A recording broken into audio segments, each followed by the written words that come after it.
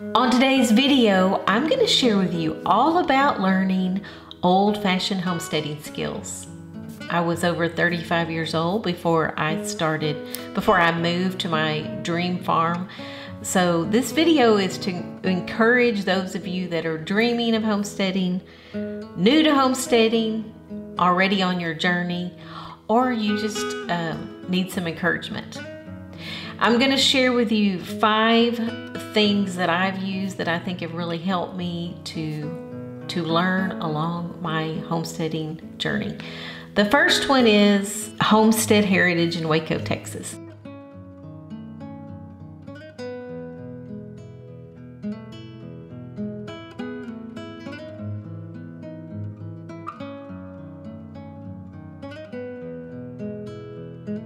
They have lots and lots of classes, and they are a really good resource for learning all about homesteading.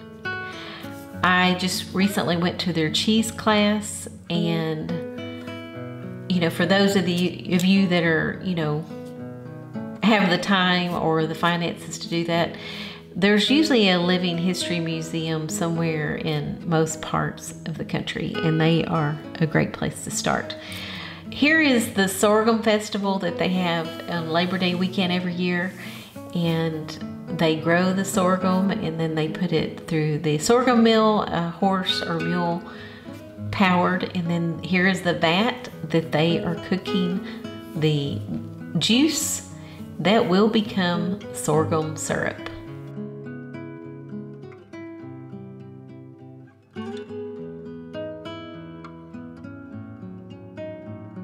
I am really wanting to start working with more heritage grains and kind of move away from white flour more. So I'm trying to find recipes that I will have more success. So this is a recipe using 100% spelt. It is a good for you bread. It has a lot of nutritious things in it, such as sorghum or molasses.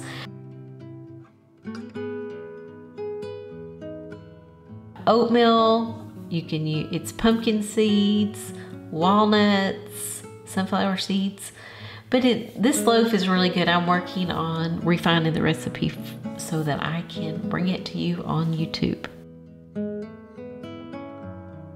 Speaking of recipes, if you think about history or what the pioneers did, they did not do everything with a detailed recipe. You really need to move towards baking bread with just, by sight and feel, and where it's second nature to you, because it's really too much trouble, in my opinion, in cooking, to always go look for recipes and to be following them, following a lot of details. We all have different resources available, and we all have different climates, and your food is very unique to where you live.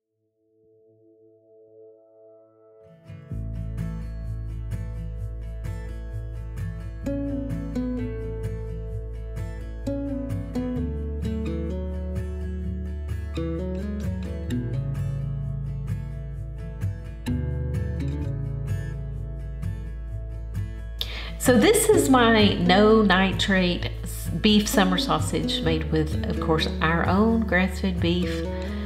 I am working really hard at replacing all of our lunch meat with this. I've been making this for years. It's great for snacks or for on-the-go food. And now I'm trying to, only make sandwiches with that. But if you notice, as I am adding ingredients, I am moving them away. That will ensure that I leave no ingredient out. So a very organized workspace is important, and this little tip will, always help you prevent, leaving the baking soda out of your, cake.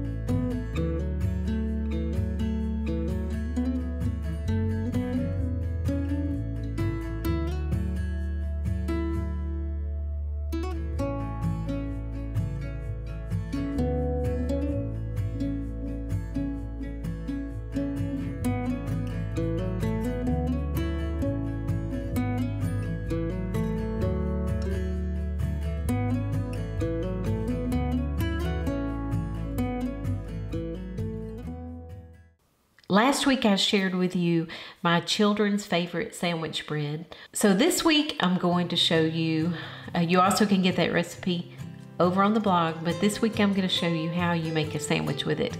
Now in the video I had made the sandwich with some purchased meat, but you know, most of the time now I am putting this beef summer sausage on it. For a quick, easy breakfast, I always like to make einkorn German pancakes. If I don't have time to soak my grains, or I'm in a hurry or have surprise breakfast guests, this makes a beautiful breakfast and it is really delicious. I have that recipe on the blog also, so head over there for a printable recipe.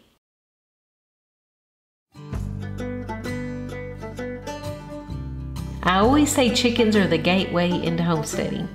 I think if you're going to raise chickens, it's really important to learn how to incubate eggs and raise your own chicks because of biosecurity mainly, and so that you're more self-sufficient.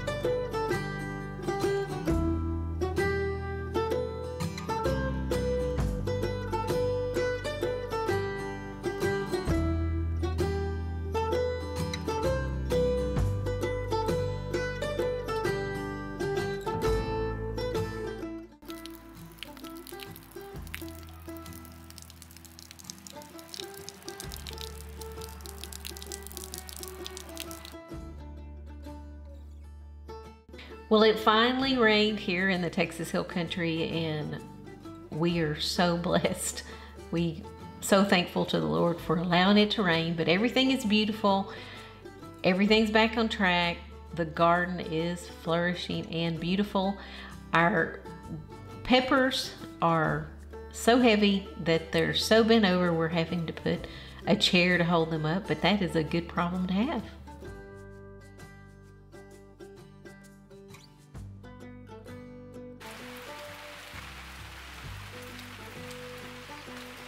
It's Sunday morning, and at least 1 or 2 Sundays a month we have a crowd over for lunch. So we get up bright and early on Sunday morning and start preparing a lunch so that it is ready when we get home from church.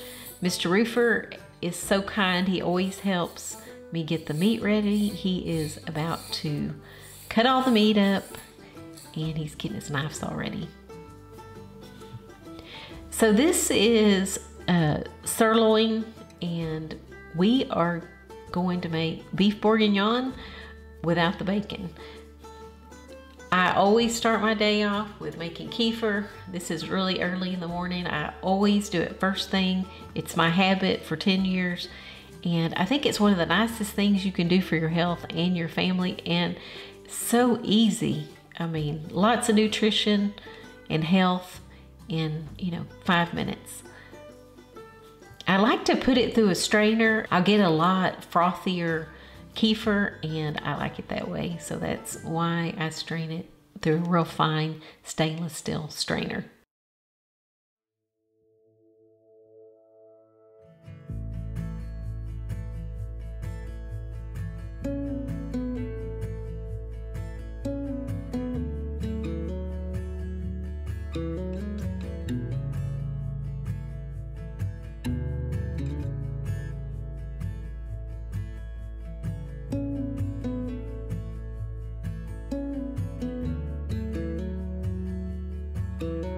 Okay, now every morning, a lot of mornings, at least every morning, I have clabber to check, and it's not quite ready, so I'm going to let it ferment additionally.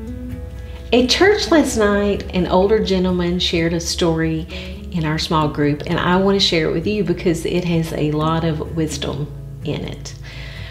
So he said about 60 years ago when he was in school that he did not have much athletic ability, and that he was teased, and he was always the last one chosen for, sports. So he became afraid of failure and afraid of laughter and being teased. So he just quit trying. So now, as an older man, when he's reflecting back, he said that while he's in his kitchen cooking, when he has little moments, in between, that he keeps a deck of cards on his counter, and he just started taking little moments to practice shuffling cards. And he said at first he was a failure at it, and now he's become quite good. So he has a lot of regret, because he said if 60 years of trying or putting a little effort into learning something, that he would have at least been good enough. And you don't really need to be perfect. When I look back and back at the pioneers, they had so many tasks of the day that they really did not perfect any one task. Maybe over time they did, but it was little baby steps and little consistent practice that they became, that they honed their skills. In the Bible, there's a scripture that I want to share with you. It is 1 Thessalonians 5:11. Therefore, encourage one another and build each other up, just as in fact you are doing. There's also a verse, Ecclesiastes 9:10. Whatever your hands find to do, do it with all your might. I am going to share with you something personal, how this consistent practicing can get, good enough results. Not perfect, but good enough. Is I play the piano, and I know I will never be, a great musician, but my husband finds a lot of joy in me playing the piano, and I think it's really good for me, my health and enjoyment, to practice, try to practice daily. And, if I just take one measure at a time, I can learn it good enough. Okay, it's time to brown the beef. And I always, on top of my bone broth, I always have a layer of fat, and I always use that beef tallow to brown my meat. So I like to get a good sear on the beef. Okay, you'll notice that how I'm cooking, I'm just not really following a recipe. I'm just kind of using the amount of beef and the amount of onions that I have, and just seasoning the way that I like it. And that is the way you want to cook.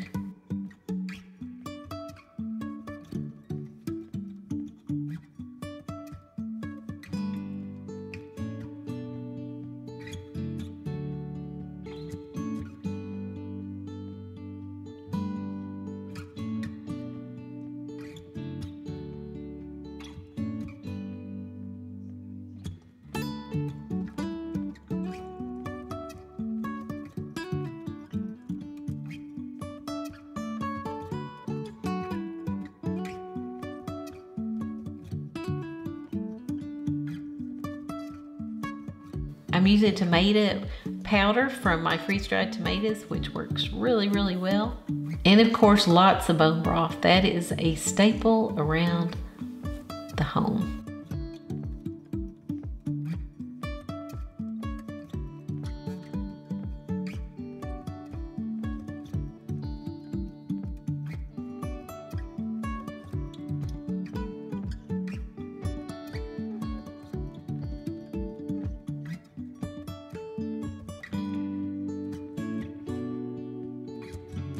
We harvested, I'd say, 600-700 pounds of potatoes this year. They're all in boxes in the refrigerator. So every week I will make 1 pan of potatoes, like usually on a Sunday. Okay, I just will barely on low heat simmer these potatoes, and I cook them until they're just fork tender, but they're definitely not mushy or falling apart. So what I can do is I can put that whole colander in the refrigerator and just you know, I can get it out and half them and brown them on the griddle. I can make hash browns. I can make potato soup. They're just there waiting for all of my recipes, and they're pre-cooked, and it works great. It's been doing that for probably 3 or 4 years, and almost year round because we have so many potatoes to eat. Most homesteaders will be cooking for a crowd at times, so it is important to practice cooking for a large crowd and how to organize your kitchen and to have, you know, dishes that you know that will work well for crowds and for, you know, most of the time ours is after church, so we've got to work with that.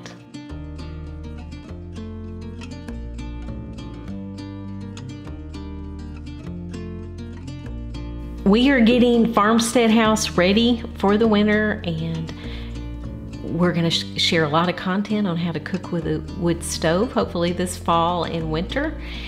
Over at Farmstead House, we have a homesteading library. I can't stress this to you enough. You need a good, you know, a good library with lots of books that tell you how to do homesteading skills, because having that hard copy in your hand may be really important in the future. So another on books, one way that I learned homesteading skills is I got history books for my geographic location, and I went through their grocery list, the food that they cooked, the plants that they planted, and just their whole culture and lifestyle, and I can't even tell you how much I learned from that. I also would go, another resource is the library. Most libraries have a historical society, and I do go talk to some of them and learn all about the pioneer lifestyle, because remember 1883 is the year that I've picked to learn skills from. YouTube videos and online classes are another very important resource. Some of the benefits of learning homesteading skills over a long period of time, over your lifetime, is most of the time you're going to enjoy really good health, because you are going to have a very, very active lifestyle, and chances are you grew your own food. Now, Mr. Roofer, I want to show you this because he is 72 years old, and look at his health. He can climb. He's building this building all alone with the help of Mr. Forklift that I think is vintage in the 1960s. But I think Mr. Roofer is a wonderful example of the benefits of living this lifestyle, you know, throughout your whole life. So we have health is a benefit, also enthusiasm. I get up every day and am enthusiastic about what I do. I'm going to share with you, hopefully in the next couple of weeks, my homesteading testimony, and I hope it'll encourage you. Mr. Roofer, as you can see, as he spends time with his cattle, he has a lot of joy. He has done this, he was born into this, and he just loves ranching, and he loves spending time being a cowboy, and it's just second nature to him. But you have a lot to look forward to. I really appreciate you watching this video, and I hope that you will subscribe, and please leave in the comments if you know resources for learning homesteading skills. I still have a lot of things I want to learn. So just share in the comments some resources so we can all benefit.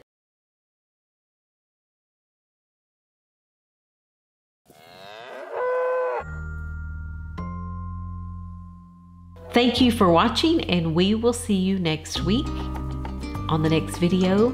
From our Texas farmstead to you, have a blessed day. Bye-bye.